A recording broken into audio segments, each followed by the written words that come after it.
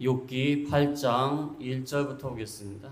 수아 사람 빌닷이 대답하여 이르되 내가 어느 때까지 이런 말을 하겠으며 어느 때까지 내 입의 말이 거센 바람과 같겠는가. 하나님이 어찌 정의를 굳게 하시겠으며 전능하신 이가 어찌 공의를 굳게 하시겠는가. 내 자녀들이 주께 죄를 지었으므로 주께서 그들을 그 죄에 버려 두셨나니 내가 만일 하나님을 찾으며 전능하신 이에게 간구하고 또 청결하고 정직하면 반드시 너를 돌보시고 내 의로운 처소를 평안하게 하실 것이라. 내 시작은 미약하였으나 내 나중은 심히 창대하리라. 아멘. 지난 시간에 욥이 불평하지 않을 수 없다고 말을 하였습니다. 영혼의 아픔 때문에 나는 불평하지 않을 수 없다. 내가 바다입니까? 바다 괴물입니까? 이 세상을 혼란스럽게 만드는 골칫덩어리입니까? 하나님 나를 이렇게 골칫덩어리 같이 여기십니까? 내가 잠을 자려고 하여도 잠자리에서 위로를 받고 수신물 풀리려 하여도 하나님은 꿈과 환상으로 나를 놀라게 하십니다. 잠조차 잘 수 없습니다. 나는 뼈를 깎는 고통을 겪고 있습니다. 차라리 숨이 막히고 죽는 것을 택하겠습니다.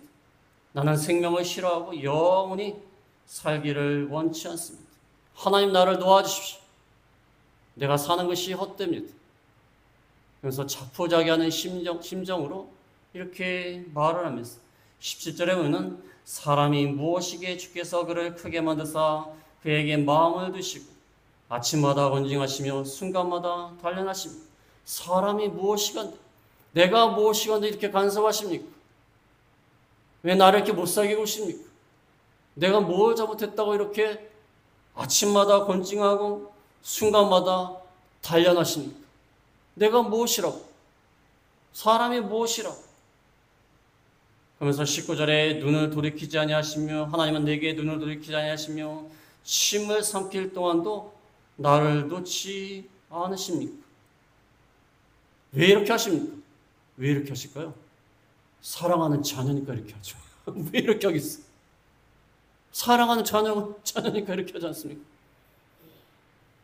엄마가 자녀를 갖다 챙기지 않습니까? 학교를 가려면 준비물도 준비하고 도시락도 싸주고 옷은 잘 입었는지 눈에는 눈곱이 껴지 않았는지 그러면서 갈 때에도 차 조심해라.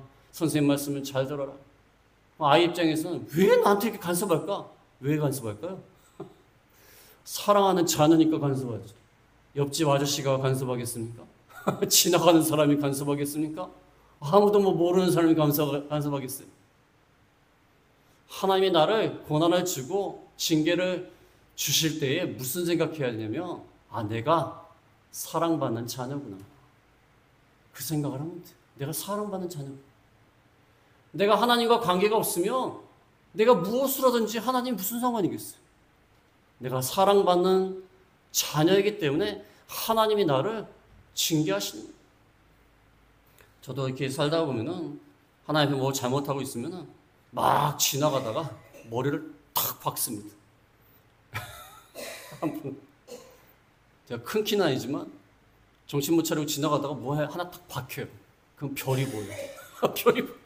얼마나 아프지 몰라요. 아프면서도 하나님 너무하십니다. 그런 생각이 들 때가 있어요. 왜? 제가 제 잘못한 걸 알거든요. 아니까 이 잘못 때문에 하나님이 또 치셨군요. 그런 생각이 딱 드는 거예요. 그래서 아프면서 속상하면서도 짜증이 나면서도 그래도 하나님이 이번에도 못 지나가시는군요. 그 생각이 드는 거예요. 우리가 징계를 받을 때마다 생각해야 될 것은 하나님이 나를 사랑하시기 때문에 징계하신다 생각해야 돼요.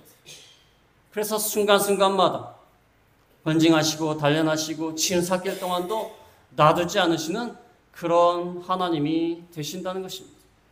그 다음에 20절에 보면 20절에 사람을 감찰하시는 이유. 내가 범죄한 데 하나님 앞에 무슨 해가 됩니까? 하나님 왜 이렇게 나를 감찰하십니까? 내가 범죄한다고 무슨 하나님 앞에 무슨 큰 해가 됩니까? 내가 범죄한다고 사람이 별것도 아닌데 무슨 하나님이 큰 해가 된다고 해서 나를 이렇게 간섭을 하십니까? 나를 관역으로 삼아서 내게 무거운 짐이 되게 하십니까? 양궁에 관역을 쏘듯이 나를 이렇게 쏘십니까? 얼마나 괴로우면 이 말을 하겠어요. 그러나 하나님이 사랑하시기 때문에 하는 거예요. 사랑하시기 때문에 우리에게 고난을 주시고, 사랑하시기 때문에 우리를 단련하시고, 사랑하시는 거예요. 22절에 보면 주께서 어찌하여 내 허물을 사하여 주지 않고 내 죄악을 제거하여 버리지 아니하십니까? 나를 좀 용서해 주지. 내가 무슨 죄가 그렇게 많다고 해서 재물을 다 가져가시고 자녀까지 다 죽이시고 몸에 병들게 하십니까? 좀 용서해 주시지. 하나님은요, 용서하시는 하나님이에요. 출애굽기 34장 6절에 보면은, 출애굽기 34장 6절 7절에 보면은, 여호와께서 그의 앞으로 지나시며 선포하시되 여호와라 여호와라 자비롭고 은혜롭고 노하기를 더디하고 인자와 진실이 많은 하나님이라. 인자를 천대까지 베풀며 악과 과실과 죄를 용서하리라. 그러나 벌을 면제하지 아니하고 아버지의 악행을 자손 3, 4대까지 보응하리라. 하나님은 자비롭고 은혜롭고 노하기를 더디하십니다. 계속 참아주시고 자비를 베풀어 주시고 노하기를 더디하시고, 하나님이 우리의 죄 때문에 노하셔도 당연한 겁니다. 우리가 죄를 져서 노하시는데 뭐가 잘못됐어요? 그러나 그 당연한 것도 안 하시는 거예요. 우리가 죄를 져서 노하셔서 심판하셔도 하나님은 아무런 잘못이 없어요. 그러나 그것도 참고 계신, 노하시고 인자와 진실이 많으신 하나님, 인자를 천대까지 베풀며 악과 가시와 죄를 용서하리라. 하나님은 인자를 천대까지 베푸시면서 악과 죄를 용서해 주시고 봐주시고 긍휼히 여기시고 참고 기다리시고 그들이 회개하고 돌아오기까지 기다리시는 거예요. 기다리세요. 그렇게 용서해 주십니다. 물론 용서해 주신다고 해서 죄값을 치르자는 것은 아닙니다. 여기 나와 있죠. 7절 끝에 뭐라고 나와 있어요? 그러나 벌을 면제하진 아니하고 아버지 악행을 자손 3, 4대까지 보응하리라. 우리가 용서란 말을 잘못 알아들어갖고 우리가 죄를 지면 죄에 대한 형벌을 무조건 다 면제한다. 그 말이 아니에요. 그 말이, 용서의 정확한 개념은요, 하나님과의 관계가 끊어지지 않는다는 거예요. 우리가 죄를 지었다고 해서 하나님과 관계가 끊어지지 않고 하나님이 용서해 주셔서, 특별히 그리스도의 피로 용서해 주셔서 하나님과의 관계가 끊어지지 않는다는 거예요. 그러나 죄에 대한 형벌은 치러야 돼요. 물론 하나님이 용서해 주셔서 죄에 대한 형벌을 감해 주실 수는 있어요. 감해 주실 수는 있어요. 그러나 죄에 대한 형벌은 치러야 돼요. 또 죄에 대한 결과, 죄의 영향력, 죄를 지은 다음에 그 영향력 있지 않습니까? 그것은 남아있어요. 남아있습니다. 우리가 만약에 어떤 사람의 물건을 훔쳤다 그러면 막 훔친 다음에 하나님 앞에 기도하면 하나님이 용서해 주세요. 하나님이 우리를 버릴 수도 있는데, 그래서 예수님의 피값을 보시고 용서해 주세요. 그러나 도둑질한 죄에 대해서는 어떻게 해야죠? 죄값을 치러야 돼요. 그건 죄값을 치러야 돼요. 죄값을 치러야 돼요. 그 도둑질한 물건을 가만히 가지고 있으면서, 야, 하나님 용서해 주십시오. 그러나 이 물건을 쓰겠습니다. 그게 무슨, 그건 말이 안 되는 거예요. 하나님과의 관계는 회복이 됐지만 죄값은 치르는 거예요. 그러나 하나님이 때로는 죄값에 대해서 탕감해 주실 때가 있어요. 가볍게 해 주실 때가 있긴 하지만 진정한 용서라는 것은 하나님의 관계가 회복되는 거예요. 그러나 죄값은 치러야 돼요. 치러야 돼요. 옛날에도 말씀드렸지만 어떤 주의종이 주의종이라고 할 수도 없죠. 신자들은 막 성폭행하고 성추행하고 그러면서, 아니 성직자라서 왜 그렇게 할 수 있습니까? 그랬더니 자기는 하나님 편에 나와서 다 회개했다는 거예요. 그래서 나 용서를 다 받았다는 거예요. 이제 끝났다는 거예요. 그 사람은 용서에 대한 개념을 모르고 있어요. 용서에 대한 개념을 모르고 있어요.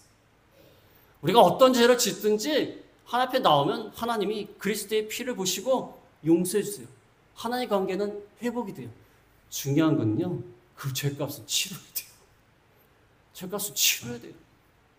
그 다음에 그 죄에 대한 결과가 있어요. 결과. 영향력, 악한 영향력. 그 값은 치러야 돼요. 그 다윗이 범죄한 다음에 간음죄를 졌지 않습니까? 간음죄를 지은 다음에 그 자손이 똑같이 압살롬이 똑같이 간음죄를 짓지 않습니까? 누구 보고 배웠을까요? 성경에 안 나왔지만 누구를 보고 그렇게 했을까요? 아버지를 본 거예요. 아버지. 제 생각은 그래요. 아버지가 간음을 행했지 않습니까? 살인을 하고 감출 수 있습니까? 죄를. 그러니까 아들도 담대한 마음으로 하는 거예요. 그러니까 그 죄에 대한 악한 영향력은 남아있는 거예요. 아무리 하나님 앞에 용서를 받았어도. 그래서 죄가 무서운 거예요. 무서운 겁니다. 용서라는 개념을 바로 알아야 돼요. 바로 알아야 되는 것입니다. 죄값은 치러야 되는 것입니다. 하나님이 다윗이 간음을 저질렀을 때에 하나님이 그의 죄를 용서해 줬지만 그로 인해서 태어난 아기는 죽이셨어요. 죄값을 치러야 되는 것입니다. 뭔가 잘못 알고 있는 것입니다. 그래서 하나님은 인자가 많으시고 긍휼이 많으셔서 어떠한 죄인도 돌아오면 받아주시는 거예요. 다 받아주세요. 탕자가 돌아와도 받아주세요. 아버지는 멀리 떠나고 아버지를 욕했던 사람도 돌아오면 돌아오기만 하면 받아주세요. 그러나 중요한 건 뭐죠? 죄값은 치러야 돼요. 죄값은 치러야 돼요. 그 죄에 대한 결과는 본인이 책임을 져야 돼요. 그러나 하나님은 다 용서했어요.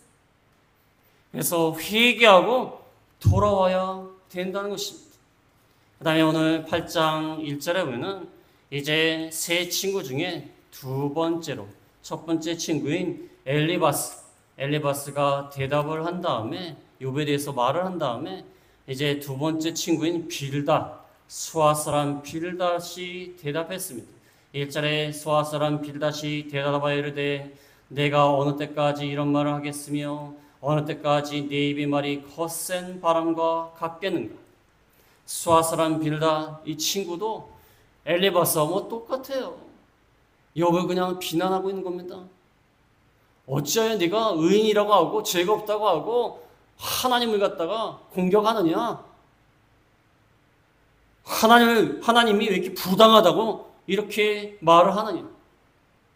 근데 빌닷은요, 엘리바스는 조금 조심스럽게 말을 했는데 빌닷은 아예 공격적으로 나옵니다.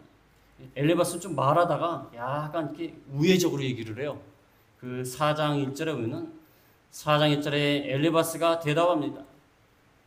누가 내게 말하면 내가 실증을 내겠느냐? 누가 참고 말하지 아니하겠느냐? 그러면서 3절에 보면은 과거에 너는 참 좋은 사람이었다 하면서 좀 돌려서 비판을 합니다. 과거에 네가 좋은 사람이었는데 왜 이렇게 됐느냐 하면서 조심스럽게 얘기해요.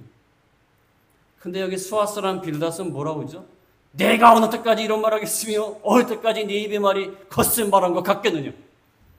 사람의 성격이 틀려요. 어떤 사람은 충고를 할 때 돌려서 얘기해요. 돌려서 얘기해갖고 가만히 듣고 있으면 좋은 말 같은데 집에 와서 생각하면 기분이 나빠요. 그런 사람이 있어요. 결국 나를 비판하는 말이에요. 그런데 좋게 포장을 해갖고 이 얘기를 하는 거예요. 듣고 있으면은 괜찮은 말인가? 좋은 말인가? 그렇게 생각했다. 집에 돌아서 생각하면 나를 비판하는 말이야. 나를 비판하는 말. 근데 어떤 사람은 직접적으로 얘기해. 너 그럼 돼? 응? 이렇게 잘못하면 돼? 직접적으로 비판하는 사람들이 있어. 여기 수아 사람 빌닷은 직접적으로 얘기합니다. 어느 때까지 이런 말을 하겠고 어느 때까지 내 입의 말이 거센 바람과 같겠느냐.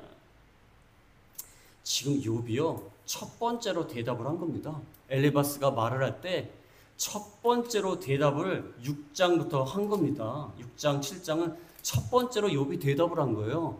빌닷이 무슨 욥의 말을 많이 들은 게 아니에요. 물론 욥이 많은 말을 했지만 많이 들은 게 아닌데 그냥 속단을 하는 거예요. 어느 때까지 그런 말을 하고 왜 거센 바람처럼 이렇게 말을 하느냐. 우리가 남의 말을 들을 때요. 집착하게 시간을 두고 판단을 해야 돼요. 너무 요즘은 인터넷이 발전해 갖고요. 인터넷에 무슨 기사가 뜨면요. 그게 진짜 사실인 줄 알고 기사 한 줄만 보고 무조건 비판해. 아니, 뭐 좀 생각을 좀 하고 여러 가지 좀 살피고 그 사람에 대해서 이렇게 말하는 사람도 있고 저렇게 말하는 사람도 있으면 좀 중립을 지키면서 아이들 말로 중립기어를 박으래요. 중립기어. 중립기어를 놓고 중립을 지키면서 판단을 해야 되는데 이건 뭐 몇 줄 기사 난 거 보고서 야, 그 사람 그럴 줄 알았어. 생긴 것도 그렇게 생겼고 뭐 그러면서 그냥 악성대 그림 막 올라오는 거예요. 나중에 알고 보면은 기사가 잘못 냈어요. 그런 경우도 많습니다. 기자가 사과하는 경우도 있고 잘못 내는 경우도 많아요. 우리가 좀 남에 대해서 비판하고 판단하는 거요. 사실 좋은 게 아니에요. 왜냐하면 자기 자신이나 똑바로 살면 돼요. 뭐 이렇게 남의 관심이 많아. 다른 나라 사람은 어떤지 모르는데 한국 사람이요. 제가 미국에 와서 느낀 게 뭐냐면 외국 사람은요. 다 그런 건 아닌데 외국 사람은 남의 일에 그게 관심 별로 없어요. 근데 자기 일만 해요. 뭐 이렇게 남의 일에 관심이 많아요. 그 사람은 그런가 보다 그래요 그냥. 근데 우리나라 사람은 뭐 아시아 쪽이 다 많이 그런 것 같아요. 근데 우리나라 사람은 더 그래. 이렇게 일이 일어나면 다 미주알 고주알 미주알 뭐 이랬다 하더라 저랬다 하더라 그러면서 그럴 필요 없어요. 왜 이렇게 피곤하게 살아요? 우리만 잘하면 돼요. 내 눈에 있는 들보만 보면 돼요. 왜 남의 눈에 있는 티를 봅니까? 내 안에 들보가 있는데. 들보가 있는데. 그렇지 않습니까? 근데 우리가 남의 말하고 참 좋아해요. 판단하는 거 좋아하고. 근데 물론 우리가 이게 옳으냐 저게 옳으냐 분별하는 건 필요해요. 그럴 때는 속단하지 말고 이 빌닷은 너무 속단하는 거예요. 그냥 여기 대답한 말 그 말만 듣고 어느 때까지 이런 말 하겠고 어느 때까지 거센 발언처럼 말을 하냐. 물론 여기 잘못한 부분이 있어요. 하나님에 대해서 원망하고 잘못한 부분이 있지만 그래도 좀 시간을 두고 생각을 해야 되는데 뭐 첫마디부터 그냥 우리 같으면 어떻게 해야 되겠습니까? 욥이 이렇게 대답을 했어요. 주저리 얘기를 했습니다. 한탄하고 인생 죽고 싶다, 살기 싫다, 힘들다 얘기하면 어떻게 해야 돼? 어떻게 하는 게 좋겠습니까? 어떻게 하는 게 좋을까요? 예수님이라면 어떻게 하셨을까요? 그래, 오죽하면 그랬겠냐? 얼마나 힘들겠느냐? 자녀도 한둘도 아니고 10명을 다 잃었으니 재산도 잃었으니 또 몸도 이렇게 아프니 오죽하면 이렇게 할까? 공감을 일단 해줘야 돼요. 아유, 나 같아도 그랬을 거야. 얼마나 힘들겠어. 공감을 일단 해줘야 돼요. 그런 다음에 가만 한번 생각을 해보자. 네가 혹시 죄를 지은 게 아닐까? 그래서 하나님이 징벌한 게 아닐까? 이렇게 말하면 참 좋지 않을까요? 그런데 빌닷이 성격이 급한 거야. 네가 잘못해서 이렇게 된 게 아니냐. 왜 이런 말을 하냐. 왜 하나님을 원망하느냐. 어느 때까지 이 거센 바람이라는 것은 막 통제가 안 되는 바람을 말해. 통제가 안 되는 바람. 말을 막 생각 없이 막 말을 하고 왜 이렇게 얘기하냐. 어떻게 하나님을 갖다 부동하다고 그러고 하나님에 대해서 뭐라고 할 수 있냐. 말도 안 된다. 물론 빌닷의 말이 옳아요. 그러나 친구한테 그러면 안 되죠. 일단 공감을 해줘야 돼요. 얼마나 힘들겠느냐. 얼마나 어렵겠느냐. 오죽하면 죽고 싶다고 말을 하겠느냐. 오죽하면 하나님을 불평하겠느냐. 근데 가만히 생각을 해보자. 그래도 하나님을 불평하면 안 돼. 이렇게 말했다면은 욥이 얼마나 참 마음에 생각을 하지 않았겠습니까? 위로를 받으면서 하나님에 대해서 이러면 안 되겠다 이런 생각을 했을 텐데 언제까지 이랬냐. 기분이 확 상하는 거야. 확 상하는 거예요. 우리가 말도요 기술이에요. 기술. 저도 말이 기술이라고 생각합니다. 같은 말도요 이렇게 하는 말 있고 저렇게 하는 말 다릅니다. 저도 이게 목회자의 세계에 있으면서 목사님들 보면요 어떤 분은요 쉽게 말씀드리면 말로 공을 까요. 그렇게 고생을 하고 목회를 하시는데 중요한 순간에 말을 함부로 해가지고 욕을 먹어요. 그분이 욕을 먹으실 분이 아니에요. 얼마나 고생하시는지 모르는데 말로 공을 까는 거야, 말로. 말로 기분 나쁘게 하니까 그동안에 했던 모든 것들이 다 무너지는 거예요. 그냥.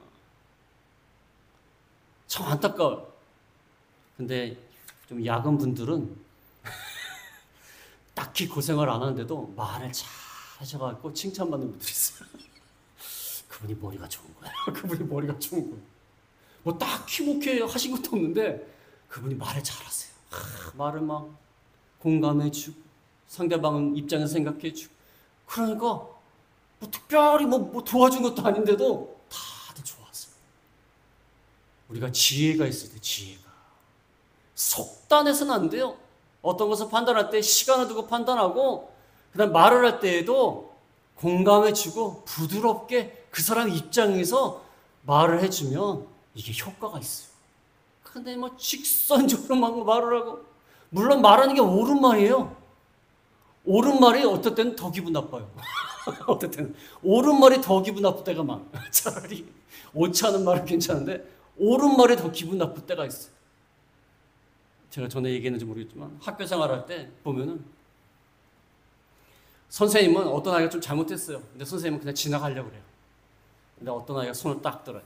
선생님, 제가 이렇고 잘못했는데 제가 무슨 벌을 받아야 되지 않겠습니까? 딱 그래요. 선생님은 그냥 지나가려고 그러는데 옳은 말이에요. 근데 되게 기분 나빠요. 옳은 말인데 되게 기분 나빠요. 아이들이 걔를 싫어해요. 옳은 말을 했는데도 싫어해요. 왜 그럴까요? 아니 선생님이 그냥 지나가려고 했으면 선생님이 알아서 하겠죠. 그렇지 않습니까? 교무실에 뭐 따라 불러서 얘기한다든지 개인적으로 얘기한다든지 할 거 아닙니까? 왜 굳이 손을 들어가지고 그걸 지적을 합니까? 그래서 내내 1년 내내 아이들이 그 아이를 싫어해요. 그건 좋은 게 아니에요. 옳은 말을 할지라도 그 사람 입장에서 공감해 주면서 위로해 주면서 그러면서 말하는 게 참 중요한 것입니다. 거센 바람과 같겠느냐. 3절에 보면은 3절에 하나님이 어찌 정의를 굳게 하시겠으며 전능하신 이가 어찌 공의를 굳게 하시겠느냐. 욥이 지금 비판하는 겁니다. 하나님이 부당하냐? 하나님이 어떻게 정의를 굳게 하고 전능하신 이가 어찌 공의를 굳게 하겠느냐. 하나님은 옳다는 거예요. 하나님은 정의와 공의대로 하셨다는 거예요. 네가 죄가 많으니까 이렇게 심판했지. 하나님이 정의와 공의가 어떻게 구볼 수가 있냐. 그렇지 않습니까? 이 말은 맞아요. 그렇지? 지금 빌다스의 말이 틀린 말이 아니에요. 틀린 말이 아니에요. 다 맞는 말이에요. 근데 욥한테는 기분 나쁜 말이에요. 다 맞는 말이에요. 하나님이 어떻게 정의와 공의를 굳게 하시겠어요? 그렇지 않습니까? 하나님은 언제든지 항상 옳으십니다. 하나님은 언제든지 항상 옳으세요. 우리가 하나님에 대해서 오해할 뿐이에요. 그렇지 않습니까? 하나님이 하신 일에 대해서 우리가 이해가 안 될 때가 많아요. 그러나 하나님은 항상 언제든지 옳으신 거예요. 하나님은 최고의 재판장이십니다. 최고의 권위를 가지신 재판장이에요. 하나님은 온 우주를 공의와 정의로 다스리시는 분이에요. 그러니까 하나님은 항상 언제든지 옳으십니다. 틀리실 수가 없어요. 그러니까 욥이 네가 하나님에서 잘못 말하는 것이다. 하나님이 어찌 부당하다고 얘기할 수가 있느냐. 하나님은 항상 언제든지 옳다는 것입니다. 네가 잘못된 것이다. 우리가 생각하기에는 하나님이 이럴 때는 하나님 왜 이렇게 하실까 그런 생각 들 때가 많아요. 저도 가끔씩 장례식에 가다 보면은 그런 생각할 때가 많아요. 저분이 참 믿음 생활도 잘하시고 교회 봉사도 잘하시는데 왜 이렇게 오랫동안 병을 앓고 힘들게 돌아가셨을까? 그 생각이 들 때가 있어요. 하나님이 부당하신 게 아닌가? 뭔가 잘못하신 것이 아닌가? 근데 그렇지 않다는 거기에 대한 진실은 하나님과 그분만 아시는 거예요. 하나님과 그분만 아는 거예요. 우리는 모르는 거예요. 우리는 모르는 겁니다. 하나님은 항상 언제든지 옳으시다. 그 다음에 4절에 보면 4절에 내 자녀들이 주께 죄를 지었으므로 주께서 그들을 그 죄에 버려 두셨나니. 참 빌닷이 성격이 고약합니다. 직선적으로 이렇게 얘기하다가 4절에 보면은 내 자녀들이 죄를 지어서 죄에 버려두셨다. 내 자녀들이 죽은 것은 내 자녀들이 죄를 지었기 때문이다. 빌닷이요, 성격이 참 고약합니다. 10명의 자녀를 잃어버렸는데 거기에 가가지고 야, 네 자녀가 왜 죽은 줄 알아? 네 자녀들이 죽게 죄를 지었기 때문에 하나님이 죄에 버려두셔갖고 죽게 된 거야. 하나님이 유기하신 거야. 버려두신 거야. 죄를 짓도록 놔두신 거야. 그래서 죄 짓다가 죽은 거야. 어떻게 이 말을 할 수 있을까요? 어떻게 이 말을 할 수 있을까요? 세상에는 참 기가 막힌 사람들이 많아요. 기가 막힌 사람들이 많아요. 뉴스 같은 거 보면요, 가끔씩 인터넷으로 이렇게 뉴스를 보면요, 참 기가 막히고 코가 막힌 일이 참 많아요. 기가 막히고 코가 막힌 일이 참 많아요. 부모를 보험 때문에 죽이는 사람이 있지를 않나. 오랫동안 친구로 지낸 사람을 돈 때문에 죽이는 사람이 있지를 않나. 세상에는 참 기가 막히고 코가 막히고 눈이 막힐 일이 많아요. 기가 막힌 일들이 많아요. 아니 어떻게 자녀들이 이렇게 죄를 지어서 죽었다는, 죄에 버려주셔갖고 멸망했다는 그런 말을 어떻게 쉽게 할 수 있어요? 그렇지 않습니까? 물론 이 말 자체는 하나님 앞에 죄를 지었을 때에 회개하지 않으면요, 하나님이 내버려 두십니다. 그 말은 맞아요. 그러나 이 자녀에 대해서 이렇게 말하면 안 돼요. 말은 맞아요. 우리가 하나님 앞에 죄를 지은 다음에 회개하지 않으면요, 그냥 내버려 두세요. 그래서 하나님의 심판 중에 가장 큰 심판은요, 내버려 두시는 거예요. 여러분들 악인들이 잘 되는 사람 있지 않습니까? 악인들이 있는데 잘 돼요. 특히 하나님을 믿는다는 사람들이 악을 행하는데도 잘 돼요. 제 생각에는요, 그 사람이 하나님의 자녀가 아니에요. 아닙니다. 그게 내버려 두시는 거예요. 내버려 두시는 거예요. 어떤 분이 저한테 질문한 분이 있어요. 그분은 교회를 다니시는 분이고 그분은 하나님의 종인데 그렇게 악을 행하는데 왜 하나님이 그냥 놔두십니까? 저의 대답은 그 사람은 하나님의 자녀가 아닐 겁니다. 구원받지 못한 목사도 많습니다.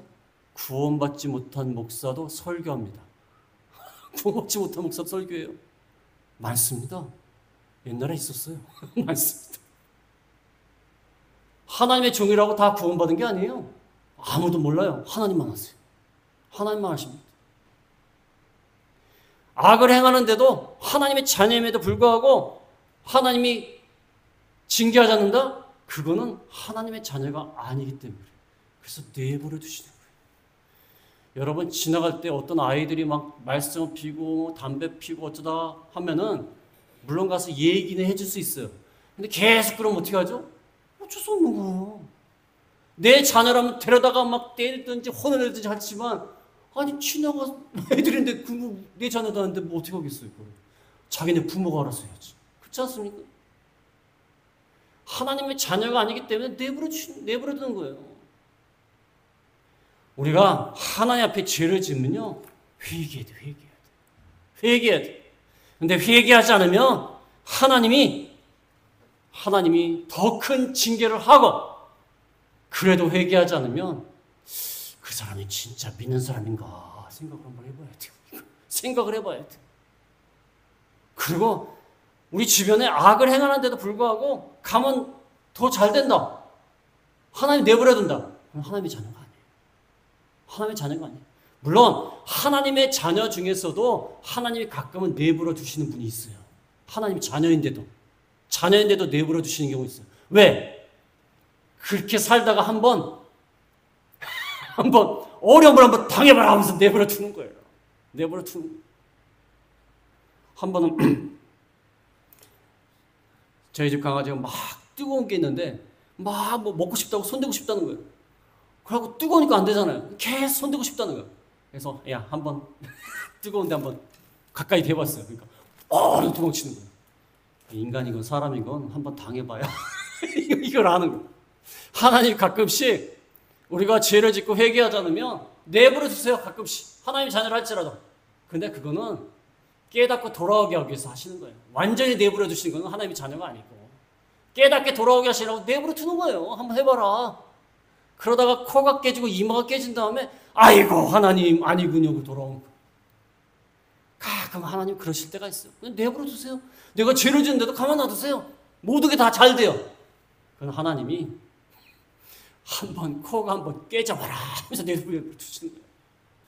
그러다가 코가 깨지고 이마가 깨지고 모든 걸 다 잃은 다음에 두 손 들고 천부여 의지 없어서 돌아옵니다. 돌아오는 거예요. 제 주변에도 있습니다. 있어. 저한테 고백을 했어요. 아니 자기가 죄를 지는데 자기가 생각해도 자기가 잘못한 거 안 돼요. 근데 하나님 놔두시더래요. 더 잘 되게 해주시대요. 그러다가 쫄딱 망하고 천부여 의지 없어서 돌아오는 거예요. 그러니까 우리가 죄를 지었을 때 하나님이 징계하시면 즉시로 돌아와야 돼요. 즉시로 돌아와야 돼요. 코가 깨지고 이마가 깨질 때까지 나가면 되겠습니까? 즉시로 돌아와야 돼요. 근데 하나님이 전혀 징계하지 않는다. 하나님의 자녀가 아니에요. 저는 그렇게 생각해요. 하나님의 자녀인데 어떻게 그렇게 할 수가 있습니까? 우리가 죄를 안 지을 수는 없습니다. 죄를 안 지는 사람은 아무도 없어요. 그러나 죄를 지운다면은 하나님 앞에 즉시로 돌아와야 돼요. 그럼 하나님은 다 기억하지 않으세요. 무슨 일이 있었느냐? 기억을 안 하세요. 동이 서에서 먼 것처럼 기억하지 아니하시고 다 잊어버리시고 다 받아주세요. 죄를 짓지 않은 사람은 아무도 없습니다. 그래서 죄를 짓다가 망하는 경우도 있지만 더 중요한 것은 죄를 짓고 난 다음에 회개하지 않기 때문에 망하는 거예요. 회개하지 않기 때문에. 죄를 안 지은 사람 누가 있어요? 회개하면 되는 거예요. 예수 그리스도의 피값으로 우리를 어떠한 죄를 할지라도 용서해 주시는 하나님의 그 큰 사랑과 자비와 긍휼 가운데 돌아와야 돼요. 돌아와야 돼요. 그럼 아무리 많은 죄를 지었어도 주홍같이 붉을지라도 양털같이 희게 되는 것입니다. 하나님이 이렇게 용서해 주시는 거예요. 우리가 나머지 말씀은 이렇게 시간이 가서 말씀을 못 드리지만 오늘 가장 중요한 거는요. 우리가 죄 지은 다음에 회개하고 돌아오자. 회개하고 돌아오자. 그게 중요한 겁니다. 즉시로 회개하고 돌아오면 하나님이 그 모든 것을 다 받아주신다는 것입니다. 그래서 항상 하나님 앞에 돌아오는 제가 다 되겠습니다. 말씀을 생각하시면서